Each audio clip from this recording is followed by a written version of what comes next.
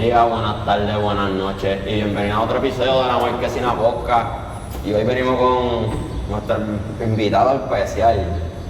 Viene de mucha humildad aquí, pero le agradezco mucho el árbol. Omar Rivera.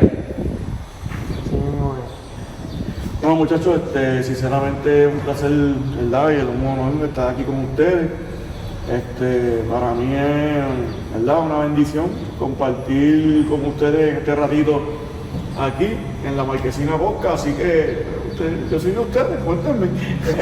Primero que todo, normalmente pues, yo hago una pregunta y Iván hace una y hacemos un ping-pong. Pero lo primero que todo, vamos a agradecer a Cosme, como el que siempre que decimos utilizar las facilidades o la cancha, él siempre nos ha dicho que sí. Y para entrevistarlo cuando lo hicimos por primera vez, pues, nos dijo que sí. Así que, By the way, pasen a la página para que vean la entrevista con segundo, agradecerles porque ya tenemos 200 followers en YouTube. So, vamos a seguir subiendo contenido no de personas que realmente están jugando en el baloncesto de nuestra ciudad, de Ponce, y como afuera también. Como afuera, y que están aportando a las comunidades, más allá de jugar como profesionales, o ser coaches profesionales, o ser pues, técnicos en general profesionales, sino que personas que vienen desde abajo.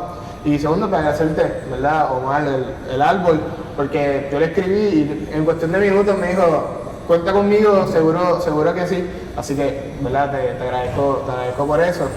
Y, ¿verdad? Queremos comenzar con preguntarte desde tu perspectiva, porque, siendo sincero, yo sé de ti por Iván, porque Iván y Pablo, porque ellos dos, ¿verdad? Pablo no está aquí, está en su oficio, ¿verdad?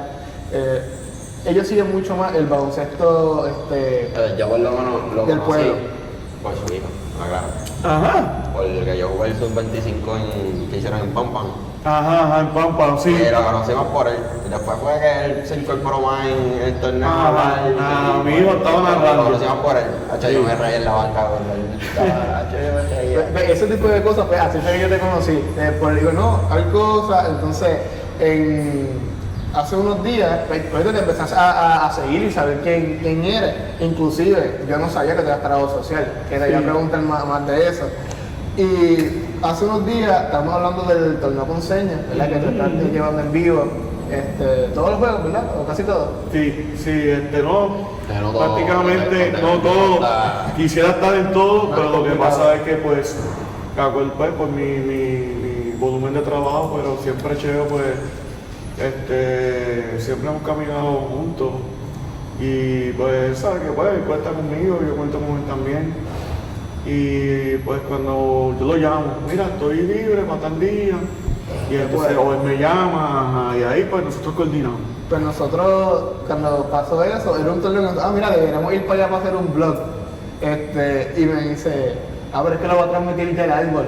Él lo va a transmitir, y yo sabía quién era, que yo vamos a escribirle, vamos a entrevistar al árbol, ¿verdad? Y busqué, ¿verdad? Buscamos más información de ti para no llegar aquí como que nos dijera. Y pues, tú has trabajado con jóvenes toda tu vida, básicamente. Sí. Y lo que quisiera preguntarte es, de adentro hacia afuera, ¿quién es Omar el árbol? Pues mira,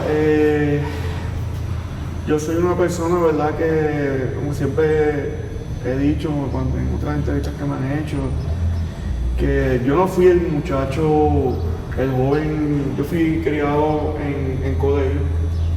Mi mamá y mis tías, mi abuela, pues me criaron porque, bueno, mi mamá tuvo un divorcio.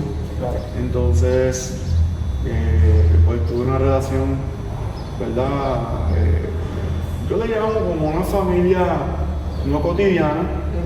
Sí tenía una relación con mi papá, no era muy seguido porque mi papá pues tenía una condición y eso, pero siempre, ¿verdad? Él pues cuando me llamaba, tenía una comunicación con él, porque yo en Camano no tuve mucho tiempo así, Lo siento. ¿verdad? Pero él siempre fue pues bien honesto conmigo, siempre nosotros compartíamos muy bien cuando las pocas veces que lo hacíamos. Mi mamá pues cae en una depresión porque pues el divorcio le afectó un poco y desarrolló una condición de, ¿verdad?, de esquizofrenia, y es que mis tías entran porque mi mamá va a un tratamiento a Estados Unidos. Mis primeros años no fue con mi mamá, que yo tuve una convivencia con mi mamá como cualquier hijo normal, ¿no? Pero mis tías, ¿verdad?, mi familia, pues me dieron, se sacrificaron para que yo tuviera una gran oportunidad educativa. Me gradué en el colegio de high school, en el colegio San Conrado. Y pues ahí yo, te voy a ser bien sincero, cuando hablo con el corazón en la mano, yo tuve mis primeros 2 hijos mayores. Tengo un hijo, el mayor tiene 26 años, Omar, Abdiel tiene 24, mi hija tiene 21. Yo a los 20 años tuve ya 21 años, ya he tenido 2 hijos. Entonces tuve que salir de los estudios para ponerme a trabajar, poder mantener mi familia. Y ahí pues pasó, ¿verdad? Estuve en divorcio con la madre de mis 3 hijos mayores. Entonces ahí comenzó pues una vida, porque yo entiendo que la vida te enseña. Entonces lo más curioso de todo es que antes de yo tener mis hijos, mis tías, yo vivía en Villa Ramonita, eso es en Maguey, en Ponce. Mis primeros años, como hasta los 9 años, 8 años, mi tía se decide, junto a mi familia, mudarnos para la organización de los maestros. Y yo soy de los que creo que cuando Dios destina un propósito, yo soy una persona, ¿verdad?, creyente de Dios, y sé que busco ese sentido espiritual.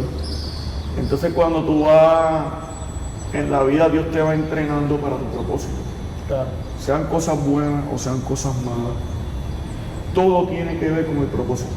Entonces me mudamos, y cuando yo miro, ¿verdad?, mi casa, mi familia compró una casa bien bonita, 6 cuartos, 2 plantas, una casa bien bonita. Y cuando estoy mirando así, pero es una calle principal, entonces yo dije, no hay nene para jugar, no hay. Cuando miro, vivía prácticamente al frente del residencial Rosalí, en Ponce, y Rosalí queda bien pegado del residencial Ponce León. Entonces yo veía y hombre, no tengo nada con quien jugar. Me acuerdo que hice un canastito de leche y empezaba a jugar leche, un canastito de leche. Entonces empezar a ver nenes en los balcones, sin querer queriendo, ¿verdad? Yo siendo de Codello, ellos me decían el nene de la urbanización. Yo no entendía eso porque mi mamá y mi familia nunca me enseñaron divisiones sociales. Claro. Entonces yo no sabía lo que era que tú estabas en pública o colegio, pues yo no entendía eso. Yo, pues, ¿cómo se veía? No. Entonces pues todos los nenes de residencial caían en el patio. Entonces hicimos, era una marquesina, pero era bien ancha. O sea, no tenía techo ni nada, pero era ancha, bien larga. Y pusimos 2 canastitos de leche, y ahí empiezo a conocer todos los jóvenes, niños de recién Rosario, porque si íbamos para casa, en vez de irse para la cancha, íbamos para la cancha, mi canchita que yo tenía de canastitos de leche. Ahí empiezo a conocer todos los de residencia de Rosario y Ponce León. Llego a high school y prácticamente mis amistades, a lo que yo me rodeaba prácticamente 24 horas, eran jóvenes de residencia. Entonces en colegio, pues para esos tiempos los padres y lo que era de esto social de colegio era en el club deportivo. Yo nunca iba a eso porque prácticamente me iba para la cancha a estar con mis amigos de residencia. Entonces pues no fui un estudiante exitoso. No fui un estudiante de esos de 4 puntos, no lo fui. Era muy travieso, me suspendieron 2 o 3 veces en colegio. Sister Nildre me tenía galdeado. Saludos a Sister Nildre. Sister Nildre tiene 98 años. Hace poco hice un taller a los jóvenes de Colegio San Conrado, y cuando me vio Sister me dijo mi nombre con mis 2 apellidos. Todavía sigue trabajando, todavía sigue fuerte, increíble. Dios le ha dado tanta salud a esa mujer que para mí es un ícono, o sea, en el sentido de todos los jóvenes que ha marcado también. Entonces, pues no era ese muchacho exitoso y un día hubo un open school y todos los papás llegaron al colegio. Yo para ese tiempo estaba en intermedia y todos los papás llegan y se sentaban al lado de sus hijos. Pero mis tías trabajaban para poderme darme lo mejor, porque mami estaba en el tratamiento en Estados Unidos por ese tiempo. Y cuando miro para el lado, pues no había nadie. Yo era el único estudiante solo. Entonces ahí fue que me vino la primera pregunta y dije, ¿por qué no tengo una familia normal? ¿Por qué esto me tocó a mí? Entonces se empezaron a crear en esas edades, entre intermedia a high school, unos vacíos que yo tenía internos. Lo que no entendía era que todo lo que estaba pasando en mi vida, un modo de entrenamiento que Dios estaba haciendo para llevarme a ese propósito. Pero voy para la universidad, empiezo a estudiar contabilidad. Ahí tengo mi primer hijo, iba para el segundo, tuve que abandonar los estudios. Como les estaba diciendo, llega ese divorcio de mis 3 hijos. Y llega ese momento y yo digo, ok, ¿qué hago? ¿Qué Omar Ruiz va a hacer? ¿Sigo trabajando? No, pues decidí retomar mis estudios con un part-time. Yo poder por lo menos sufragar los gastos de los nenes en lo que yo iba estudiando. Y ahí me graduó. No, antes de eso, perdóname, tenía 19 años de edad. No me quiero saltar porque quiero llevarlos al orden cronológico. Que ya yo estaba en universidad, ya yo abandono los estudios, ya tenía 19 años.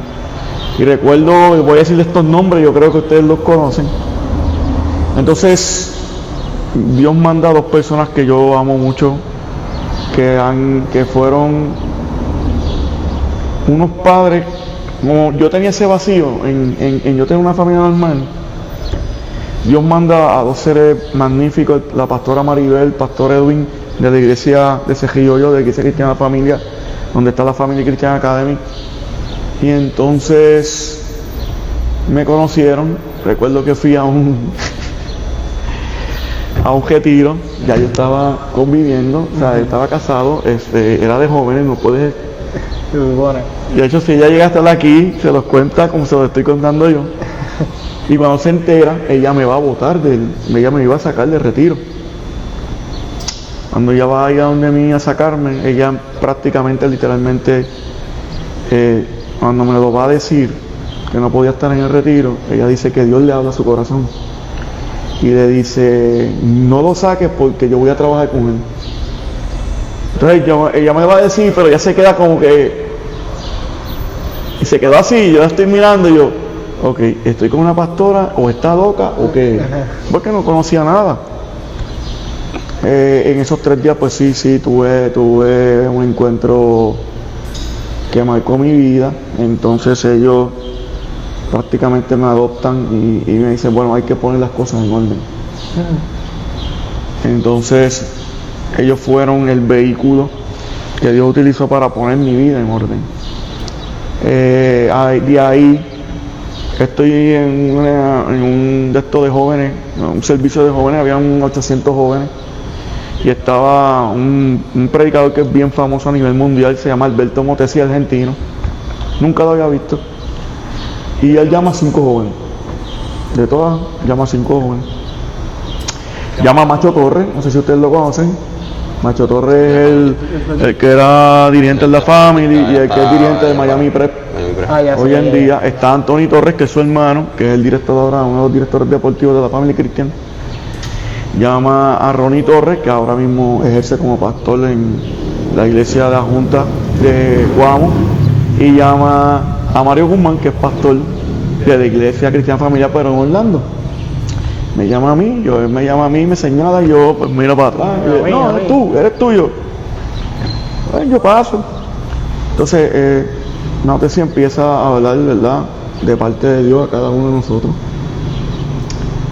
Y me acuerdo que Maribel se me acercó aquí y me dice, lo tuyo es diferente. Y cuando va donde mí, él ahí es que él dice, me dice, yo veo alrededor tuyo un ejército. Pero un ejército bien curioso, porque un ejército como los de David cuando estaban, saludos, Cosme. Sí, gracias a Dios. Cuando estaba David en la cueva que era perseguido, y empezaron a llegar a formarse gente, a unirse a él, pero eran gente endeudada, eran gente menospreciada, y yo te veo con muchos jóvenes alrededor tuyo, y son los que nadie quiere. De hecho, me acuerdo que dijo una palabra que esa sí que me marcó, me dijo, ellos no son los no aprobados. Entonces yo no sabía de lo que él estaba hablando. Claro. Cuando él me sigue hablando y me dice, veo alrededor de ellos hay muchos que están manchados de sangre, porque han hecho cosas delictivas. Y yo no entendía nada de lo que él decía. Entonces cuando él va a terminar me dice, pero quiero decirte lo último, tu nombre va a desaparecer, porque Dios te va a poner un nombre con el cual te van a conocer. Pues tengo 46 años y todo lo que estoy viviendo hoy en día y todo lo que este hombre están viviendo exactamente lo que aquel hombre le dijo a esos 5 muchachos. Ahí termino de estudiar trabajo social, esas áreas de orden, Dios empieza a llenar los vacíos que yo tenía. Entonces salí del trabajo social más destacado en mi grupo de clase de graduanda, y ahí Dios me empieza a dar la primera enseñanza. Recuerdo, Yaciel era pequeño, Omar, Yaciel era ya bebé, Omar y Adiel eran grandes, y mi hija, y se acercan a donde mí, cuando me entregan la medalla, y yo voy a donde mi abuela, porque mi abuela, una de las peticiones era verme graduar antes de ella partir. Claro. Entonces, cuando me vio mis hijos, me dijeron, ahora sí, tú no puedes exigir que terminemos nuestros estudios. Y esa fue la primera enseñanza que aprendí, de que nadie puede dar nada de lo que no tiene. Entonces, tú no puedes tampoco exigir algo a alguien si tú no lo lograste primero. Y esos fueron los fundamentos que empecé a conocer hasta que llego a los centros Sol y Solina Ferré. En los centros Sol y Solina Ferré fui a Americorps Vista, que es un programa federal que trabaja directamente en el sector La Playa, los barrios de La Playa de Ponce, Residencial Lirios del Sur y Cantera, cuando Cantera estaba en su apogeo. Que Cantera era bien difícil. Pues ese fue mi escenario para yo trabajar. Cuando me entregan la medalla, en la casa de graduando solamente emplearon más de 200 jóvenes que se graduaron como trabajadores sociales. Solamente eligieron en sus prácticas, tuvieron empleo 3, uno de ellos fui yo, ahí que caigo de los centros, soy Solina, con Rosalía Torres de Miranda, que fue mi jefa por 5 años, y empecé a conocer la alta violencia. Trabajaba con matrimonios también, dábamos talleres a matrimonios que estaban con violencia de género o violencia doméstica, como se conocen, pero seguían, a pesar de la crisis, mantener la relación, y nosotros le dábamos talleres para que pudieran archivar del caso. Pues todo ese panorama me estaba alimentando hasta que, pues, Americorps Vista, por ley, solamente tú trabajas 4 años, porque lo que ellos buscan es que tengas la experiencia de todas estas comunidades, trabajar con comunidades. Pues llegó mi hora y ahí es que me empleé a Youth Connection Center. Y recuerdo que mi jefa Ode Acevedo, a cual son pocos los que pueden decir lo que te voy a decir hoy. Poco, es más, yo creo que posiblemente es la primera vez que tú escuchas algo así. Que mi jefa es prácticamente una madre.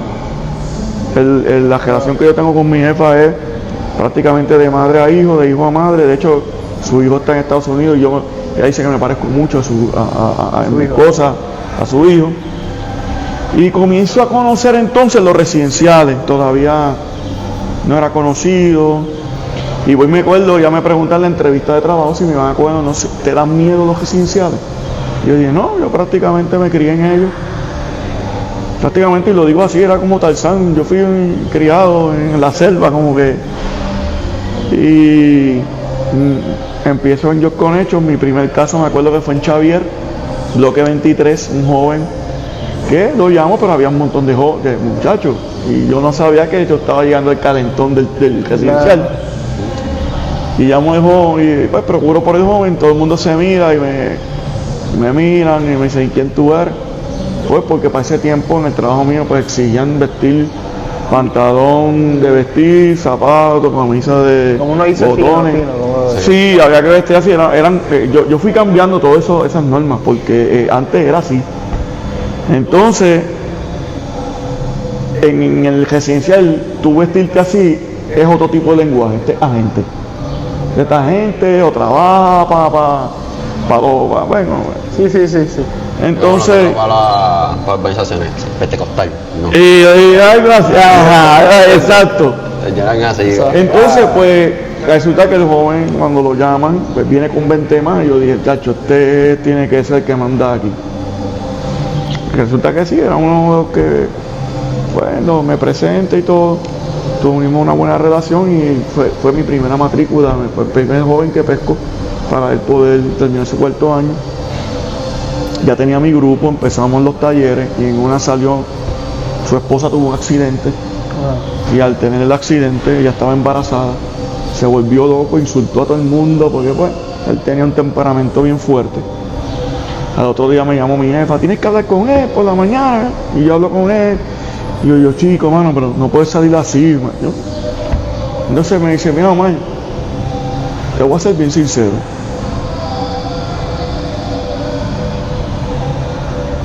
La gente me ve lo que yo represento en el residencial.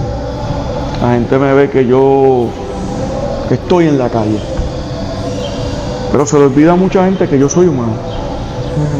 Y me está explicando. Mi esposa está embarazada, tuve el accidente, no sé cómo reaccionar y estoy viviendo una etapa de mi vida que no sé qué hacer porque yo nunca tuve un papá. Yo no sé lo que es un papá darme en el hombro y que esté orgulloso de mí o yo escuchar de mi papá, vamos a ir a jugar, o yo escuchar. Sí, entonces resulta mal que voy a ser papá ahora y yo no sé qué le puedo dar yo a mi hijo. Y eso marcó mi corazón. Me quedé como que pensativo. Logro hablar con él, tuvimos una buena relación, cayó prácticamente después preso, ¿verdad? Por los federales. Cumplió su sentencia, hoy en día trabaja en Estados Unidos, tiene su familia.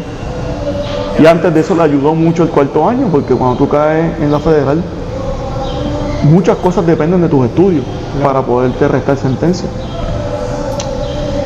Entonces fue mi primera señal. Entonces empezaba a caminar los residenciales, pasé muchos sustos, fueron 3 años bien fuertes, porque en el residencial tú eres un ente externo. Sí. Ellos son territoriales. Y yo recuerdo, ¿verdad? Cuando yo quise hacer trabajo social, mi familia puso el grito en el aire. Porque mi familia viene de sangre de maestros, trabajadores sociales y comerciantes. Y ellos querían que yo fuera algo, un doctor, un contable. Fuera de... Sí, cuando yo retomo mis estudios, yo dije, yo no me visualizo estar en una oficina manejando con números, porque soy un tipo bien extrovertido. Entonces ahí es que yo tomo la decisión y empiezo a estar en los residenciales. Muchas veces pasé susto, una vez me apuntaron desde los techos con armas largas. Una vez estaba en una guagua y unos muchachos, se me olvidó que estaban en la guagua de un pana mío. No capté que estaba en mi carro y me apuntaron. He pasado, yo te puedo escribir un libro de muchas cosas que esos 3 años fueron bien en proceso de que los residenciales se adaptaran a mí. No, y de hecho, ¿verdad? Perdón que te interrumpa, mi mamá fue criada y nació en el residencial portugués, ¿verdad? Y ahora mismo no sé si es el hecho de uno trabajar o estar cerca del residencial. Yo realmente soy de urbanización, o sea, yo soy de Cotadorel, somos del Cotadorel y de la misma urbanización porque somos vecinos casi hermanos. Pero mi mamá, su trabajo actualmente es muy parecido a lo que tú haces ahora. pero con ancianos. Y yo creo que el factor ver cosas que no ven la mayoría. Y aún que mi mamá es de residencial y donde vive mi familia por parte de madre, que está en el Tamarindo, pues no es un lugar, ciertas partes no son las más seguras, es como un residencial en ciertos aspectos. Y yo aún sabiendo dónde está y quién soy, a mí me daba miedo entrar a un residencial, aún sabiendo que yo no tengo nada que ver, por el hecho de que yo sé que son territoriales, como mencionaste. No, pues puede pasar. En vivo, papi, en vivo. Eso, nada. Gracias, Cosme. Gracias, Cosme. Es un corte. Ya. Ahí. Gracias. Y yo sé, ¿verdad? Yo sé lo que, pero algo que me enseñó mucho, primero mi mamá, digo, cuando ella iba a visitar casos también, una vez fue a visitar casos en el Dr. Pila, y me acuerdo que mami entró, entonces mami es de residencial, la manera en cómo ella habla, es como que yo soy de aquí, o sea, yo no soy de este residencial, pero yo no voy a estar con miedo. Y le dijo como que, mira, mi hijo, yo tenía como 12 años, mi hijo va a estar en el carro, que nadie se le pega el carro, vamos a tener problemas. Y yo así con 12 años en el carro, en un lugar desconocido, y pasaba la gente mirando todos los espejos, y se me quitó el miedo con eso. Y otro fue con Iván, él no lo sabe, pero Iván, por jugar baloncesto, Iván se mete donde sea. Entonces, donde sea. O sea, él lo invitan para allá y Iván dice, ¿dónde es? Residencial de Chavia. Yo voy para allá, sin conocerlo. Entonces, par de veces que decía, mira, y honestamente decía, ¿dónde? Está residencial, yo voy para allá. Pero es que por lo menos para que sea baloncesto, pues tiene un montón de hermanos así, y como que, Hacho, llega acá, dale, está tranquilo. Yo, sí, dale, me dicen que está tranquilo, en verdad que no. Pues yo he pasado hasta susto de que estamos jugando y de momento. Y yo creo que son experiencias, pero cosas que me quitan, y que no es que es un estereotipo, es algo que se dice, y los residenciales no todos son malos, ¿verdad? Y la gran mayoría de las personas en el residencial son buenas, el 95% de las personas, 99% de las personas. Yo en verdad pienso que eso es un mito, en todos lados hay gente mala, gente buena, que en verdad el problema es que está cerrado, yo creo que esa es la... Hay lugares que están más cerrados, más concentrados, pero como que era al final del día lo que uno quiere, ¿me entiendes? Sí, y lo mencioné, el canal, y lo menciono porque una de las primeras cosas que me escribiste, que yo se lo envié a un muchacho, mira, el árbol me dijo que sí, para entrevistarle, que cuadrar eso, es que me dijiste, vamos a hacerle un residencial. Yo creo que fue lo primero que tú me dijiste. Mira, tantos lugares, mira, hay que checar tal lugar. Y lo primero que me dice el árbol es, vamos a hacerle un residencial. Oye, yo te dije que sí, y yo no lo voy a pensar, y yo no tengo problema. Pero sí me llama mucho la atención porque el 99% de las personas no son como tú. O no son como mi mamá, que mi mamá es como que, mi mamá siempre dice, hey, ten cuidado, porque ya sabe los lugares. Sí. Pero pues me llama mucho la atención y yo te digo que sí porque no le importa. Yo no le importa. Mami, como que no te metas al lado. No te metas al lado. Sí, no, y que uno dice, pues mira, no puede pasar. Yo lo que voy a hacer es hablar de deporte y de la vida de alguien que, como ya busco información de ti, a él lo conocen. O sea, él no está atacando un lugar o metiéndose en algún lugar. Todo el mundo sabe quién es él, especialmente los residenciales, porque es su trabajo. Y yo, vamos para allá. Y verdad, no se pudo dar, pero hubiese sido un placer igual. Si probablemente hubiese un corillo allí dando vueltas y saludándose, pero nada. Pues sí, entonces pues pasé mucho susto hasta que empecé a buscar. Había una similitud que tenía cada residencial. Ok. Porque ya me había marcado la entrevista, lo que me dijo aquel joven. Entonces nosotros cuando empieza un nuevo grupo en Just Connection, damos un taller que se llama Los Aprestos, que hablamos de autoestima, hablamos de resiliencia, hablamos de toma de decisiones, planificación. Y entonces yo me empecé a buscar ese denominador común y yo, espérate un momento, teníamos ya 80 jóvenes en el salón. Wow, y ahí empezó, sí, porque todos vienen, aunque se dividen en el salón después, pero entonces yo vengo y le digo, vamos a hacer una cosa. Yo quería hacer el experimento. Yo voy a hacer una pregunta aquí. De todos ustedes, quiero que me alcen la mano los jóvenes que viven con papá y mamá en el vínculo familiar, que viven en el hogar con mamá y papá. Alcen la mano. Y cuando yo veo los 80 jóvenes, 15 a 22 jóvenes fueron los que alzaron la mano, y empecé a ver los demás jóvenes que no alzaron la mano. Y no sé si fue Dios o si sentí que como que Dios me hablaba a mi corazón y ahí me dijo: estás trabajando con una generación huérfana. Y entonces empecé a ver la carencia que había en cada uno de estos jóvenes y empecé a ver las características de mayormente estos jóvenes que teníamos a mi papá tenían un porcentaje más alto de responsabilidad. Los demás tenían falta de liderazgo,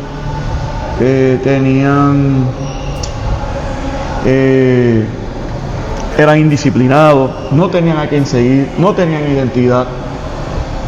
Y empecé a ver, cuando estoy chocando con eso que les pregunto, yo me quedo un poco en shock, porque yo dije: espérate. Cuando hice la pregunta, verme a mí en 80 jóvenes. Entonces fue un choque. Me acuerdo que tuve que esperar, le pedí un momento de yo poder salir, porque para mí fue un impacto emocional. Claro. Porque me estoy viendo muchos jóvenes que tenían esos vacíos que yo experimenté. Entonces yo terminé el taller, pero me quedé pensando, y yo dije: tengo que ser diferente. Recuerdo cuando mi tía se enteró que iba a hacer trabajo social, me puso el grito en el cielo. No quería. Y me dijo: yo que quería que fueras diferente, y vas a ser uno más. Y yo le dije: pues yo te prometo a ti que yo voy a ser diferente a tu manera, a todos los trabajadores sociales que tú has conocido. Entonces empecé a crear, y entonces me encontraba con ese choque, y a la misma vez, cuando yo decía a la gente donde yo trabajaba, mucha gente me decía: tú entras ahí, y a ti no te da miedo. Entonces yo empecé a crear en los residenciales, me llevaba mi celular y empezaba a grabarme en los residenciales. Cuando me empezaba a grabar en los residenciales, yo lo que quería demostrarle a la gente era que el residencial no es lo que muchas personas piensan que es. Claro. Entonces empezaba a grabar la viejita que hacía unos limbers brutales en Dr. Pila, y esa viejita con sus ganancias mantenía 3 nietos que no eran sus hijos, o sea, era hijo de sus hijos. Su mamá estaba presa, y con esos limbers ella mantenía a esos nenes para que pudieran estar en la escuela. Y entonces empecé a ver la verdadera cara y necesidad de los residenciales, y empecé a ver la necesidad. Yo empecé a ver, ahí conocí a Cheo, usted conoce a Cheo, Cheo me lleva a llevar todos los videos míos, pero también llevarlo a un plano del deporte, y fue rudo yo ver el verdadero escenario, ver nenes jugando baloncesto con tenis rotos. Mucha gente se preocupa por muchos países, y Puerto Rico todavía es un campo misionero. Empecé a hacer mi primer equipo, y era una selección de residenciales, y se llamaba la Sociedad de Residenciales. Ahí estaba Cheo fue uno de los primeros. Javier Torres estuve conmigo en un par de juegos en ese equipo, y empezamos a ir a los distintos residenciales a hacer guerrilla. Pero yo tenía jóvenes que estaban también en la calle, en ese equipo. Y tenían que entrar a otros residenciales. Yo iba a otros residenciales en guerra, pero ellos siempre respetaron esos parámetros. Entonces, de ahí me empecé a dar a conocer. Recuerdo que estaba en Gándara, y estaba un muchacho, ¿verdad?, que está preso de zurdo, recién zurdo. Está en la federal, un chamaco que quiero muchísimo. La historia de él es bien triste también. Él experimentó muchos hogares sustitutos, no tuvo una crianza correcta. De hecho, yo le caía mal a él, hasta que un día en el torneo en portugués, yo no sé qué él me dijo: ¿sabes qué, papi? yo voy a ser el papá que tú nunca tuviste. Pero yo no sabía nada de lo que yo le estaba diciendo. Yo no conocí su vida. Sí, no fue... Y él se quedó en shock y yo cogí, vente, dame un abrazo. Y él me da un abrazo y le marcó eso porque él decía, yo no abrazo a un hombre. Y ahí creamos una relación bien brutal, un vínculo bien fuerte. Y recuerdo que estaba en Gándara y me vino a buscar. Y me dice, Omar, hay un chamaco que hay que ayudar, bro. Y yo, pero ¿qué chamaco? Él te dice. Sí, fuimos a verlo, su mamá estaba llorando. Porque al nene le gustaba jugar baloncesto. Pero el nene tenía una obstrucción en las vías respiratorias. Y cuando él respiraba no llegaba bien el oxígeno al cerebro. Y él estaba jugando, caía y empezaba a convulsionar. Falta oxígeno. Ajá. Entonces su mamá me decía, yo sé que él ama el baloncesto, pero para mí es un martirio. Porque verlo cuando él cae así, tengo que salir corriendo para el hospital. Ahí ella me empieza a explicar que él necesita unas intervenciones, pero que algunas de ellas el plan no cubría. Y ahí es que le digo, me acuerdo de eso, le digo, vamos a hacer un torneo entonces. Y ahí empezaba a hacer un video y que me veían los residenciales antes, los videos míos, creía que yo era un gánter o algo así, porque yo hago con el flow que hacía, a veces me ponía las cadenas de ellos, las gorras para atrás, todo eso. Y metimos 32 equipos en ese torneo en Gándara. Bonito. Se recaudó completamente el tratamiento para él y fue tanta la bendición que sobraron sus chavitos y su mamá pudo comprarse un cajito para poder transportarlo a la escuela. Hoy en día ese jovencito, que fue mi primera labor social, está conmigo en Just Connection terminando su 4º año. Y ahí me empezó a buscar la gente con jóvenes que tenían condiciones, niños que tenían enfermedades terminales, o nenes que tenían la habilidad deportiva pero no tenían los recursos para poder representar a Puerto Rico en los Estados Unidos. Pues hacíamos fundraising, bingo, hacíamos torneos de softball, recaudábamos para que esos jóvenes pudieran representar a Puerto Rico. Ahí es que empieza, ¿verdad?, a correrse mi nombre por todos los residenciales. Primeramente gracias, yo tengo 3 residenciales que me ayudaron eternamente. Primero el residencial portugués, esos muchachos, ¿verdad?, que hoy día muchos de ellos están, ¿verdad?, cumpliendo en la federal. Gándara también están cumpliendo, y Xavier, fueron tres residenciales con factores bien grandes en mi vida. Después de eso también le sigue Dr. Pila. Y empecé entonces a llamar la atención de ellos. Y yo quería acercarme a ellos con una intención de no juzgarlos. Yo no era un tipo que decía, pero tú te vas a perder. No. Yo los escuchaba, yo empezaba a escuchar sus historias. Y lo que hacía era que en mis labores sociales los incluía, y ahí ellos empezaban a sensibilizar su corazón.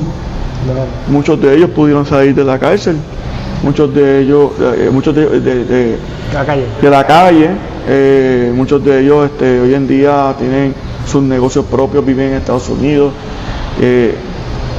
tienen una vida plena. Otros están cumpliendo, pero a la misma vez el 4º año les ha ayudado en esa sentencia.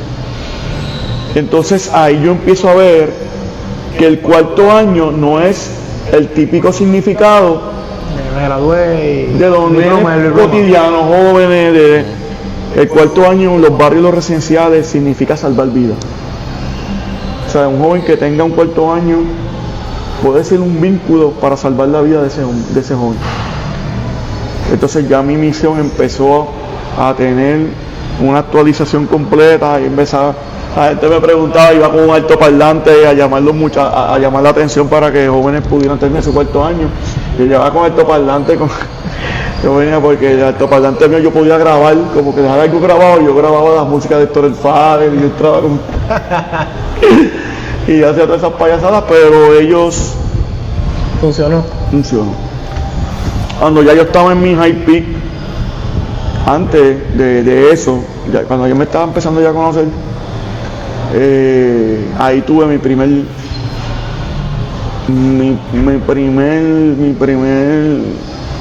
obstáculo recuerdo que había un muchacho que yo quería mucho, Gringuito, en paz descanse. Yo siempre llevaba el residencial, ese nene, yo tengo bueno, mi hijo te puede contar, muchos nenes que van de mí me dan un beso en el cachete, o me piden la bendición. Y Gringuito era así. Entonces, yo iba para un sitio, él mandaba, cuídamelo. Y siempre se paraba a hablar conmigo. De hecho, Gringuito nunca fue participante mío. Yo nunca tuve un de esto de que fue en con hechos, no. Él le llamó la atención las cosas que yo hacía. Recuerdo que, pues, por la violencia hubo una masacre. Cayeron 3 jóvenes muertos y uno de ellos, pues, fue Gringuito. Ahí fue mi primera pérdida y yo caí en un shock emocional. Y me encierro en el cuarto, falté 3 días al trabajo. No comí nada. No quería salir de mi cuarto. Ahí se acerca mi familia, mi esposa, mi actual esposa, ¿verdad? Y me dijeron mis hijos, papi, ya hora de mi familia también. Me dijo, te estás llevando esto muy a pecho. Yo creo que es mejor renunciar, buscar un trabajo que estés en una oficina, que estés más seguro. Más estable emocionalmente. Sí, tengo miedo yo perderte. Bueno, en el cuarto día pues yo estaba haciendo mi carta de renuncia. Y en una estoy haciendo, no había chequeado el celular. Y chequeé el celular y había un mensaje de un voice. Cuando yo chequeo y verifico quién es el voice era Gringuito 20 o media hora antes de morir. Le doy al voice y escucho la voz de él diciéndome: yo nunca en mi vida he visto a alguien que haga las cosas que tú haces. No te detengas, yo te veo como un papá y quiero que sepas que estoy bien orgulloso de ti. Y te voy a decir algo, de pleno, yo escuchaba la voz de él entrecortada. Hubiese dado mi vida por yo haber tenido un hermano, un papá o alguien bien cercano a mí que fuera como tú.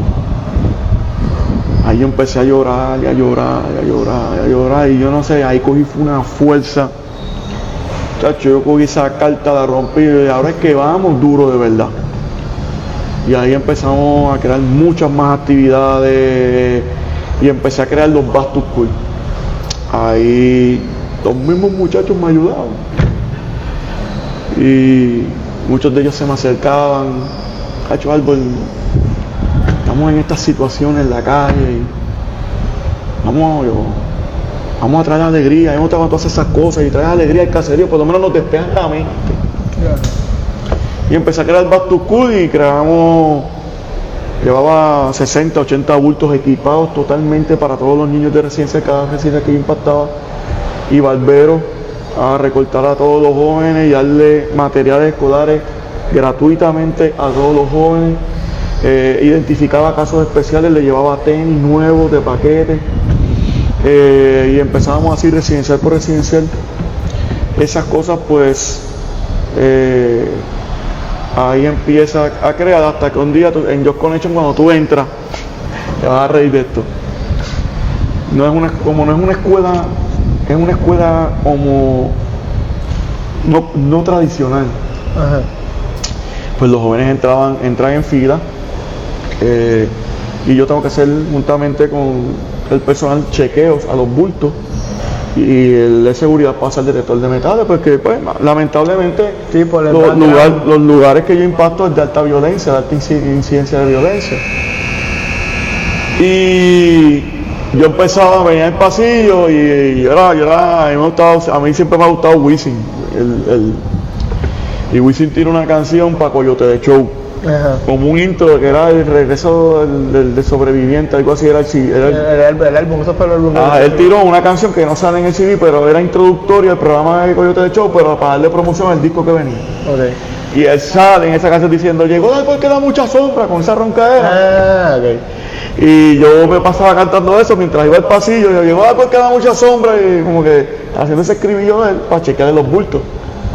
Pues los de Xavier y los de Dos Torpidas, pues, ay, llega después que da mucha sombra, y ahí, poco a poco, me gustó el eslogan. Entonces, poco a poco, pasaban los años y se iba desapareciendo mi nombre. A tal punto, pues, que pues ya todo el mundo empieza a conocerme como el árbol. Ya me acuerdo que yo, aunque sea, árbol, mira árbol, ya hasta el personal de vivienda pública, árbol, y mi nombre desapareció prácticamente a un 95%.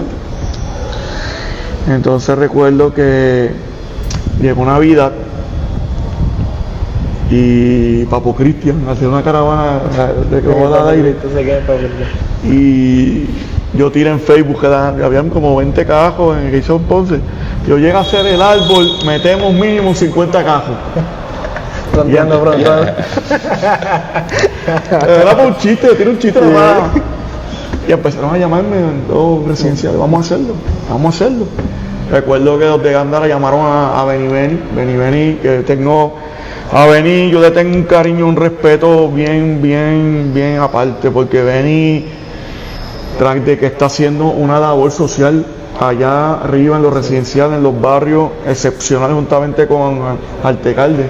Fuera de Juan Permesa en el podcast. Sí, Beni. Mano, y te digo algo, el Beni que se proyecta en las redes no es el que tú lo conoces cuando tú lo conoces personalmente, es un chamaco bien humilde. ¿Sabes algo? ¿Verdad? Es punto y aparte. Pero nosotros hicimos una cuenta de TikTok del podcast, ¿verdad? Y nosotros seguimos shorts, ¿verdad? Entonces, pues normalmente se supone cada cual, ya somos tres, en general ahí somos dos, pero somos tres y cada cual está encargado de una página, ¿verdad? Como que vea, yo me encargo de TikTok, yo edito, qué sé yo, y hubo alguien que escribió que el logo de nosotros era igual que el de Beni. Y nosotros lo buscamos, no se parece en nada. Entonces nosotros le escribimos como que, ¿en qué se parece? Y que tiene un micrófono. Y yo, vamos, pero si tiene un micrófono, si es un podcast, ¿qué tú quieres que tenga? Y me gusta bien gracioso porque no sé si era por lo que nosotros estamos diciendo o estábamos haciendo, cuando es bien distinto. Y nunca nos contestó. La persona fue como que lo dijo y no nos contestó, no volvió a contestar. Fue como que voy a comentar algo por comentar y nosotros dijimos, pues mira, el primer hater, porque siempre hay alguien. Sí. No, pero lo de Beni ahora mismo con las canchas, lo que está haciendo con las canchas. Sí, es un trabajo excepcional. Claro, De hecho, ahora mismo. sin titubear, bajó a Ponce, hicimos esa caravana, no conocía bien, nosotros hicimos esa caravana sin pedir permiso al municipio, eso fue totalmente de combo, y ahí con esas cosas que empezamos a hacer se realiza una unión bien fuerte de todos los residenciales. Ponce se llegaron a acuerdos de paz, 8 meses sin asesinato. Y yo creo que Ponce, no sé si es por el deporte, yo se lo apego al deporte, yo pienso que es el deporte. Entre otras personas que quizás esté haciendo una labor parecida a lo que tú estás haciendo. Sí. Pero Ponce no es lo mismo que era hace 10 años. Ponce antes había un temor de salir a la calle, de que o tú ibas a la plaza de Ponce y hubo situaciones a las 11 y tú decías, es tarde, hay que recogerse porque, qué sé yo, está la avispa o está son líderes del sur, ya leí. está la avispa o está Los pitufos estaban. Almanera llegó y muchos de Para dos tiempos yo estaba echando. muchos de esos muchachos y eso terminaron era- en Just Connection, terminaron su cuarto año. y qué bueno, y por eso yo digo que pienso que fue el deporte, obviamente labor como la tuya, pero ahora mismo Ponce es, para mí, yo sé que no es real porque hay lugares, pero está en paz. O sea, comparado a hace 10 años, tú no tienes miedo de estar hasta tal hora de la noche en cualquier lugar de Ponce, tú puedes estar como debería ser. Sí, Y creo que es el deporte, porque y hay una labor, por ejemplo, Fuera de mí está Cheito con todo. Cheito mantiene muchas actividades deportivas que sacan del ocio a los jóvenes. Está también Alfonso bregando con los niños de baloncesto adaptado. Sinceramente, Yo lo he visto, Alfonso, que el torneo, sí, está torneo trabajando adaptado. fuertemente con eso. Trabaja también con niños que están pasando, ¿verdad? por cárcel pediátrico. Está el mismo Iván Ayala, una persona también que está haciendo sus labores, ¿verdad? Como labor social, más todos los líderes comunitarios que muchas veces son héroes escondidos, Claro. que hacen una gran labor. El mismo Come también hace sus actividades. Hay muchos chamacos, hay muchos barrios que vienen a esta cancha aquí, que es punta de lanza también Claro. en muchas cosas del deporte. Entonces, esas cosas en unión crean unos resultados, crean una modificación de conducta social, yo le llamo así. Entonces, hicimos esa caramada, la segunda fue más apoteósica, pero la segunda la quise hacer con propósito, fue ya más organizada, fue la alcaldesa para ese tiempo, que era Mayita, fue también el incumbente, el alcalde que estaba también de otro partido, habían estos políticos se unieron, fue más organizada, ya fue con permiso de la alcaldesa, fue con permiso de seguridad, Claro. se dio brutal también, lo hicimos por muchos años, todas las ventas de camisas se las donamos al Steve Children Hospital, que es el hospital que está haciendo oncológico, que está haciendo Iván Ayala. Que su historia también es brutal. Entonces ahí fue el boom, ya pues mucha gente me llamaba, empezó la Universidad Católica a llamarme como para yo dar conferencias a los futuros trabajadores sociales. Me empezó a llamar también la Católica de Recinto de Mayagüez, la UPR, me llamó la Inter, me llamó una vez. Empezó a correrse eso de talleres. Luego, después de eso, creamos los queneperos. Ahí los queneperos los creamos. Fue un movimiento brutal. Un movimiento de pero eso Oh. fue bien de la nada. Hoy en De día momento- lo tiene Roche juntamente con Luis Daniel, que están Daniel. haciendo un excelente trabajo también. Y empezamos con eso y recuerdo que pues como que nadie estaba para najar. Y ya están los muchachos París y Cheo, Codo, que también está involucrado en todo eso, pero los primeros, Fari también.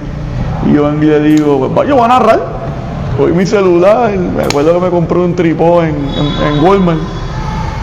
Ahí vino los de Full Entertainment, que son personas que yo amo mucho. Vino Henry y me trajo un tripod, esto es para ti. Empecé a narrar y empecé como que a crear frases. Mucha gente me comparaba con Ciribillo. Yo prácticamente soy Yo bien... creo que con los... Es que Sí. fue al mismo tiempo, pero Sí, Sí, sí. ahora mismo- Mucha gente tiempo. se creen que yo lo copiaba, yo no copiaba a Cirillo en ningún momento. Yo empecé con J-King. J-King hacía sus torneos en los residenciales. Y en Lirio, J-King cogió un micrófono con las bocinas y me dijo, toma, Ese torneo. ¿tú te atreves a manejar? Yo empecé a manejar, fíjate. Y ahí fue que creo, ahí todavía Cirillo no era conocido, ¿sabes? Esos años atrás. Ciribillo explotó de momento. Y entonces, y saludos a él, ¿verdad? Que lo conocí personalmente en San Germán. Pues entonces allí, ahí se crea lo que dije del disparate deportivo. Ahí empezó esa frase que fue la que mucha gente en Lirio me está escuchando en vivo y se empezaron a reír todo el mundo. Y yo, puta, me sale bien y se me quedó esa hasta que Jake me invitó en Orlando a narrar juegos allí. Y yo le dije en los que pero bueno, voy a narrar yo. Y ahí fue el boom. Ahí empecé a crear frases que son ya, ¿verdad? La gente ya me gritan. Luego ahí vino el torneo 6 pies de cantera. David Borrero me da la oportunidad de narrar el torneo. Ahí fue el boom. Se acercó Gustavo, que es el dueño de Lucis Pizza, tipo que es mi amigo, mi hermano, juntamente a David Borrero, que trabaja. David Borrero casi todo ahora lo trabaja conmigo al lado mío. Nos hemos quedado una amistad bien fuerte. Entonces, en la junta fue el boom.